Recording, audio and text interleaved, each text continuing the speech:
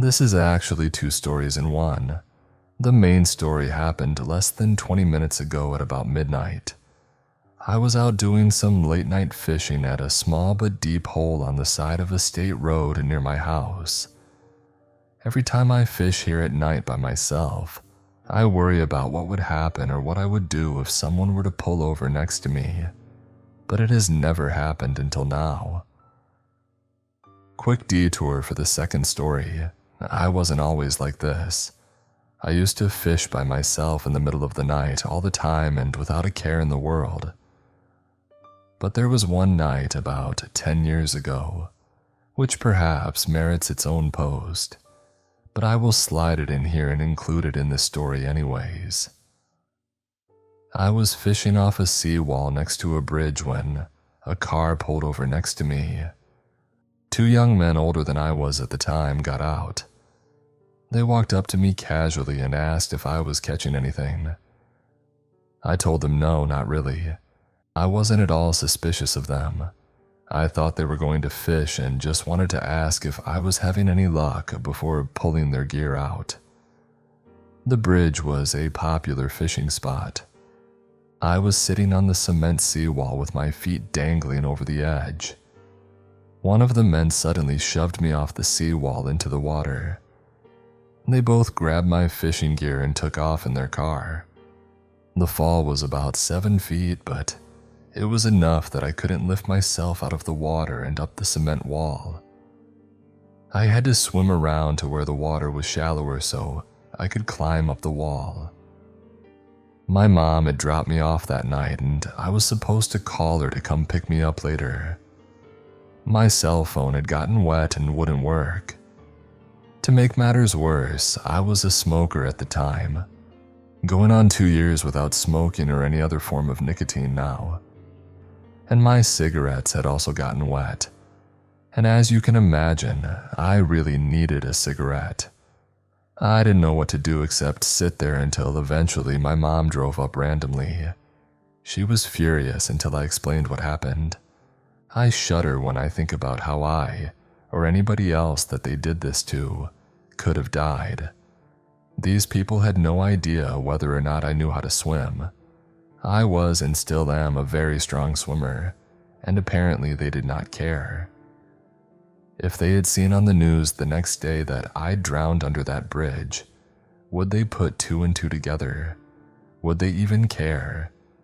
Even if you assume everybody is a strong swimmer, the person could hit their head.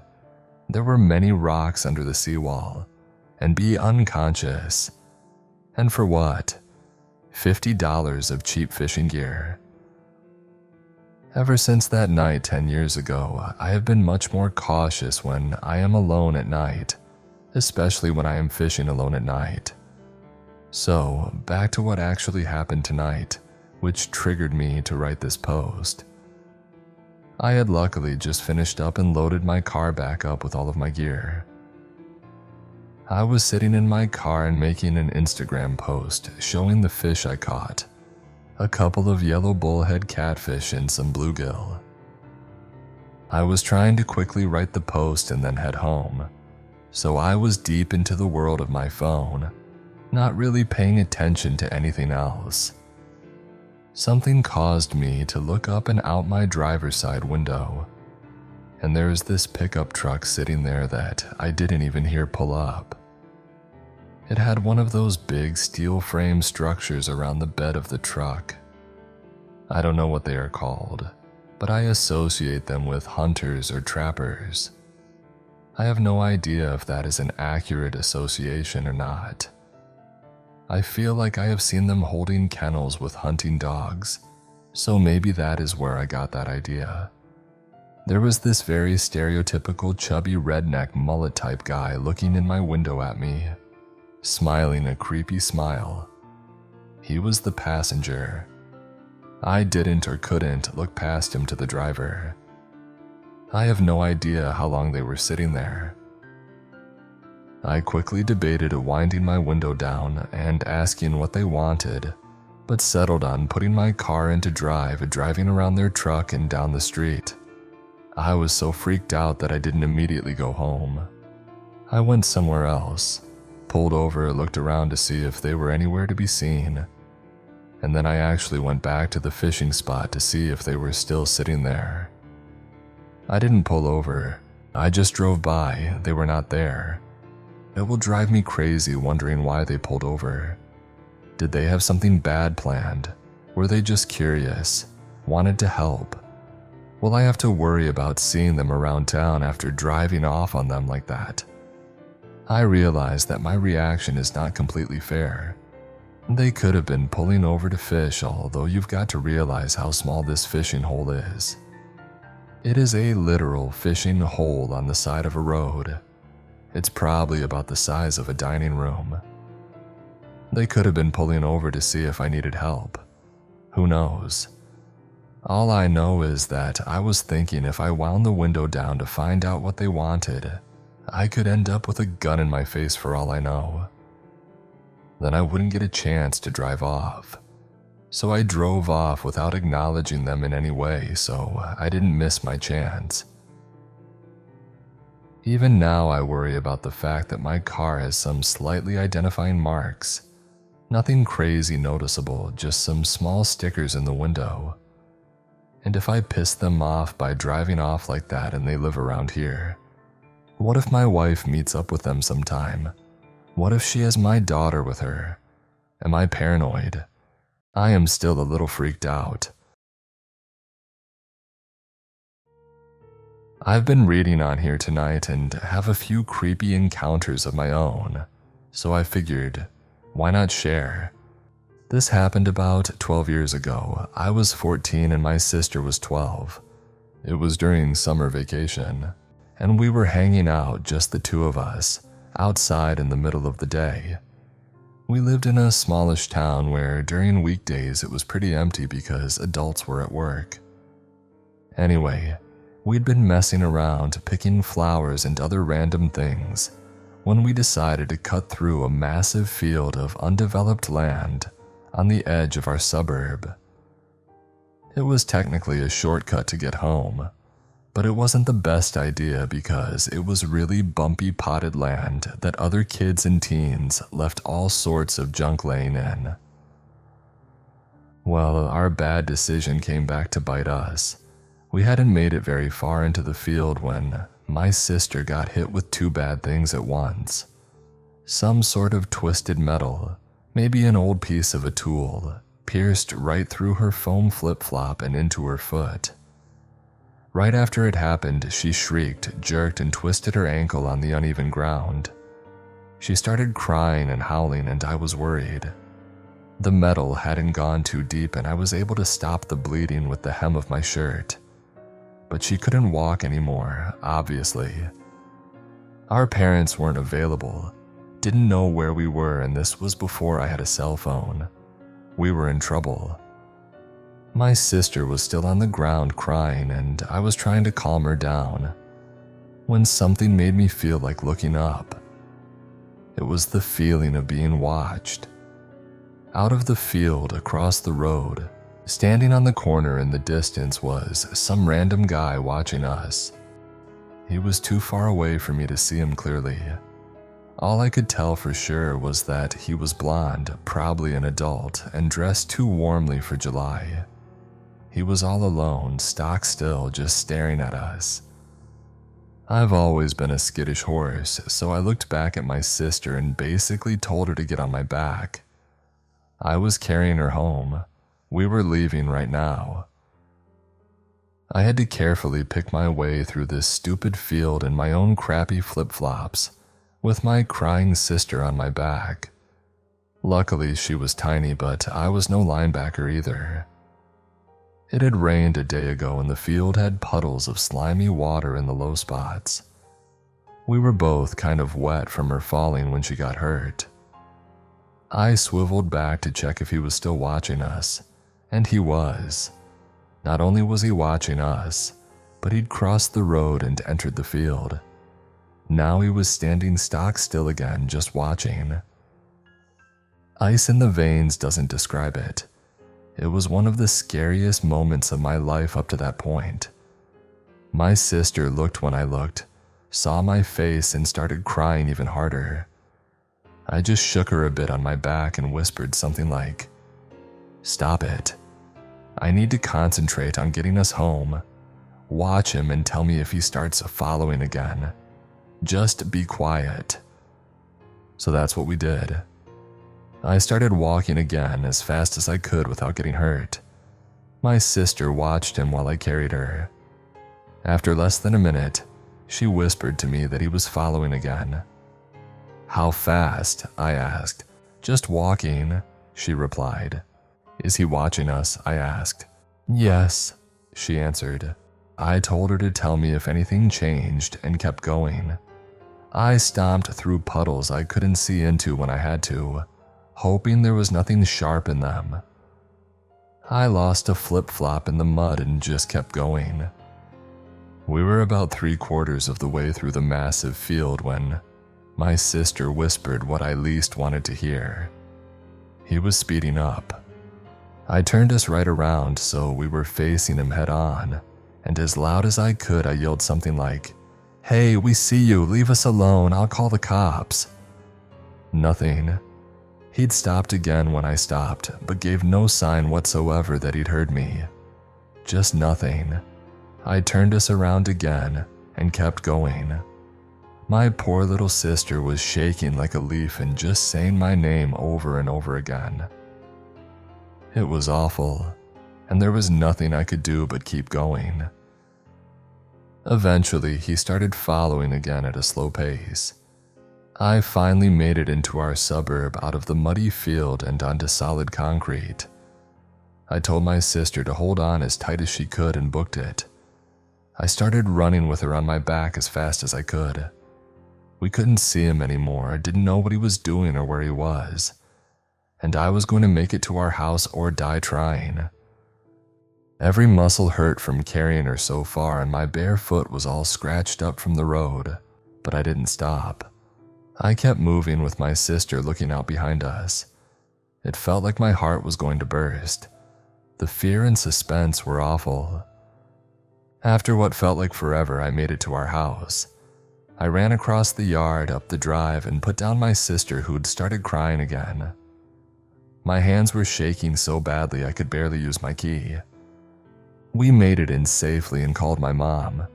She had us lock every door and window and came rushing home. But nothing happened after that. He never found us. We never saw him again. And that's the end. I have no idea who he was or why he was messing with us like that. But it gives me chills to this day. The way he'd stop when I stopped, and the way he ignored my yelling. I don't know what he wanted or what he was doing, and I don't want to know.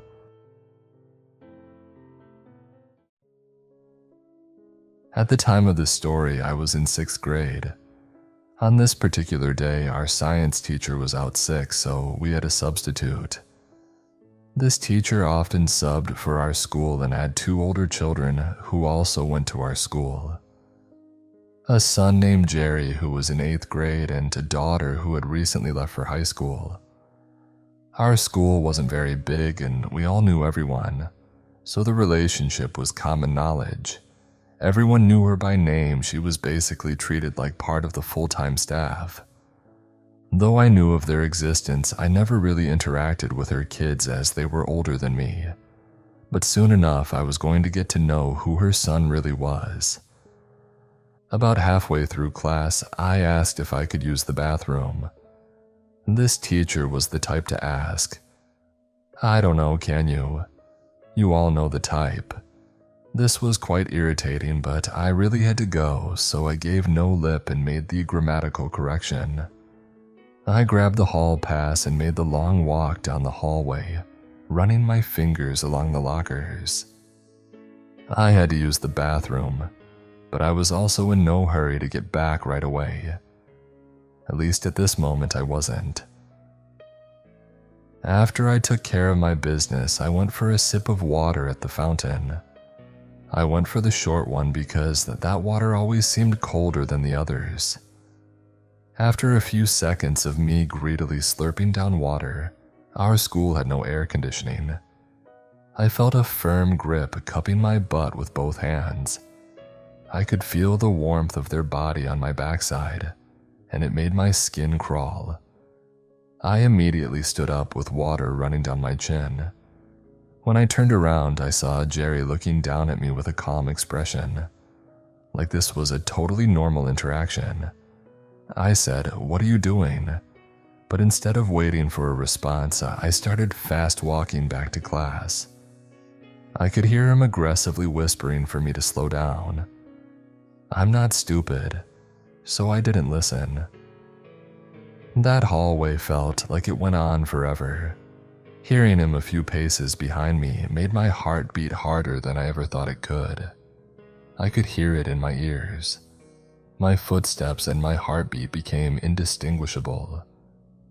Once I got back to class, I quickly sat down with my friends. It was only then that I realized I was clutching the hall pass for dear life. I must have looked like a deer in headlights because they immediately asked me what was wrong.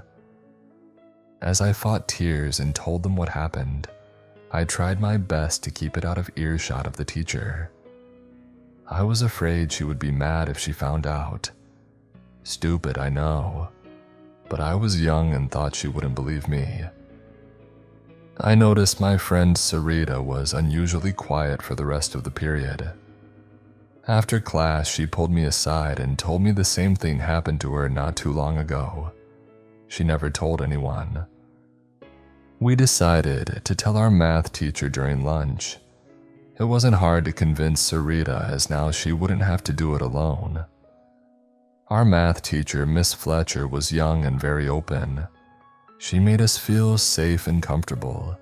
We knew she would believe us, and she did.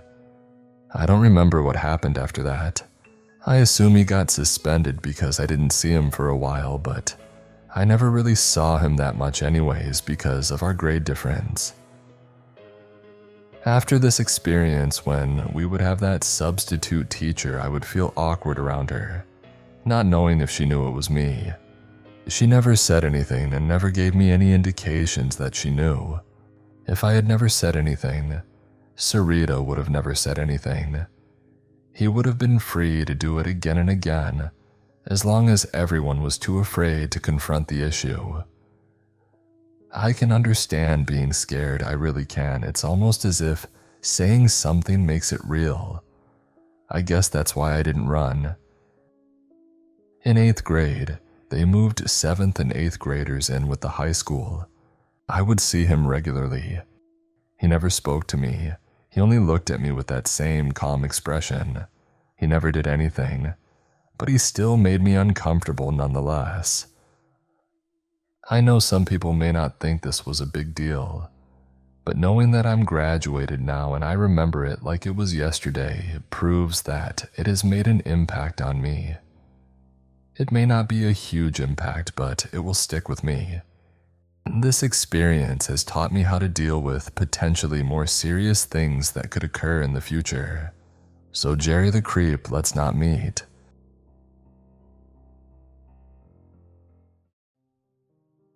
This happened back in 2018 when I was 24, and my sister was 25. As native New Yorkers, we're used to the strange and unsettling experiences that come with living in the city. This one, however, really stood out. We were on a crowded train heading to meet up with a friend. With no seats available, we were holding onto the pole. The train was packed, and as we were squeezed in, a man and a woman who were not related got on and ended up holding the same pole we were clinging to. While we were talking, I noticed that the man in front of us kept staring directly at us. His gaze was unsettling, and despite my efforts to ignore him by focusing on my conversation with my sister, I couldn't help but feel uncomfortable. After a few stops, the man suddenly asked us, "Are you guys sisters?" We exchanged awkward glances and I replied, "Yeah." At that moment, I was desperately hoping the train would reach our stop soon. I could tell my sister was feeling the same way. The woman with him looked uneasy and was glancing at us nervously. The man's expression changed as he smiled and seemed to get excited. if you catch my drift. He then said in an incredibly perverted tone, "Oh yeah, you guys are sisters." He licked his lips and kept shifting his gaze between my sister and me, making us both feel increasingly uncomfortable. The woman gave us an awkward smile, clearly as disturbed as we were. The man continued to make unsettling comments about how beautiful we were, which only heightened our discomfort. Seeing that our stop was approaching, we decided to get off, even though it wasn't our destination. We ignored his attempts to engage us further and hurried off the train as soon as the doors opened. While I've been in many strange and uncomfortable situations, the intensity of his gaze and his perverted excitement made this one particularly disturbing. Thankfully, he didn't follow us,